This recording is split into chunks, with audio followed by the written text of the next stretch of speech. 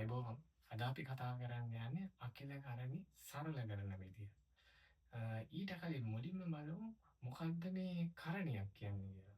ඇත්තටම අපි දන්නවා මෙහෙම කිව්වොත් මූල 4 සුළු කරන්න කිව්වොත් ඔයාලා දන්නවා මේකේ මූල 4 අපි ගන්නවා වර්ගමූලය 2යි කියලා. එතකොට මේක අපි දන්නවා. ඒ වගේම මූල 9 කිව්වොත් මේකේ වර්ගමූලය අපි දන්නවා. කීයද? 3යි. ඒ වගේ එතකොට මෙන්න මේවා ගත්තාම අපිට කෙලින්ම මේ වගේ මේ උත්තරේ අපිට එළියට ගන්න පුළුවන්. කරණි කියලා කියන්නේ තව දුරටත් ඒ විදිහට සුළු කරන්න බැරි මූල සංඛ්‍යාවලට. උදාහරණයක් විදිහට ගත්තොත් 2. මූල 2 අපිට තව දුරටත් සුළු කරලා ගන්න බෑ. එතකොට මේක අපි කියනවා කරණියක් කියලා. එතකොට ඒ වගේම අපිට මෙහෙම කියන්නත් පුළුවන් මූල 3. එතකොට මේකත් කරණිය. තවදුරටත් සුළු කරලා තියන්න බැරි ඒවා. තමයි අපි කියන්නේ කරණි කියලා. එතකොට මොකද්ද මේ අකිල කරණි කියන්නේ? අකිල කරණියක් කියන්නේ අපිට ඒ ඇතුළේ අපි හිතමුකෝ මෙහෙම අපිට තියෙනවා මූල 12. එතකොට මුලින්ම අපි බලන්න ඕනේ මේක තවදුරටත් සුළු කරන්න පුළුවන්ද කියලා. තවදුරටත් කුඩාම විදිහට තියන්න පුළුවන්ද කියලා. එහෙම තියන්න පුළුවන් සංඛ්‍යාවලට තමයි මූල සංඛ්‍යාවලට තමයි අපි කියන්නේ අකිල කරණි කියලා. එතකොට මේ 12 කියන එක ඒ වගේ අකිල කරණියක්. අපි බලමු කොහොමද මේ සංඛ්‍යා ටික විසඳන්නේ කියලා. තවදුරටත් මේ අකිල කරණි කියන ඒවා කොහොමද තවදුරටත් සුළු කරලා තියන්නේ කියලා. මුලින්ම අපිට තියෙනවා මූල 20. එතකොට මූල 20 කියන එක අකිල කරණියක්. එතකොට අපි බලමු මේක කොහොමද තවදුරටත් සුළු කරලා කුඩා කරලා තියන්නේ කියලා.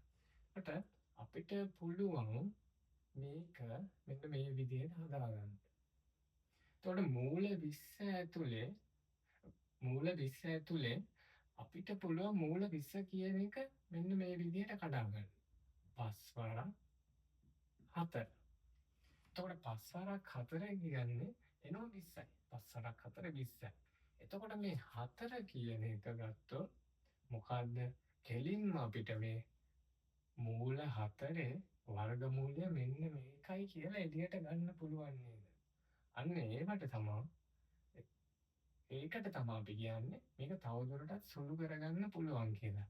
ඒ කියන්නේ මේ 20 කියන එක මූල ලකුණ ඇතුලේ අපි මූල 20 කියන එක එතකොට අපිට තවදුරටත් තව පියවරකින් මේක කුඩා කරගන්න සුළු කරගන්න පුළුවන්.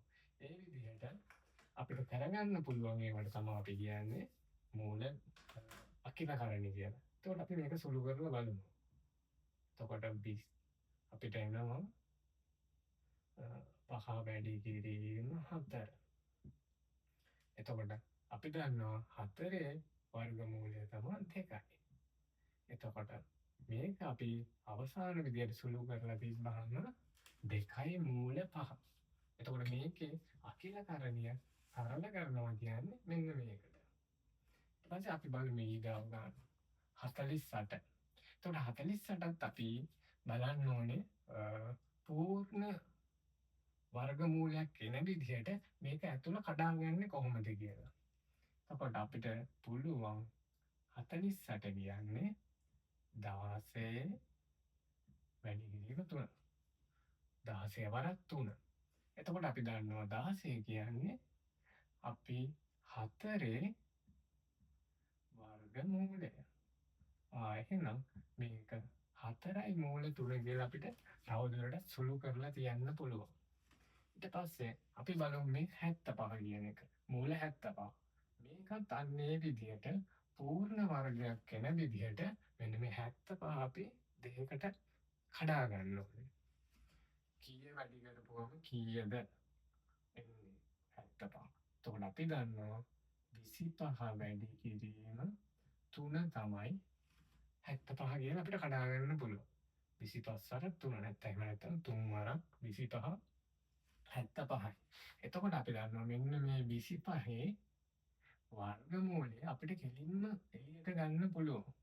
එහෙනම් අපි 25 වර්ගමූලය අපි ගන්නවා එළියට 5යි කියලා.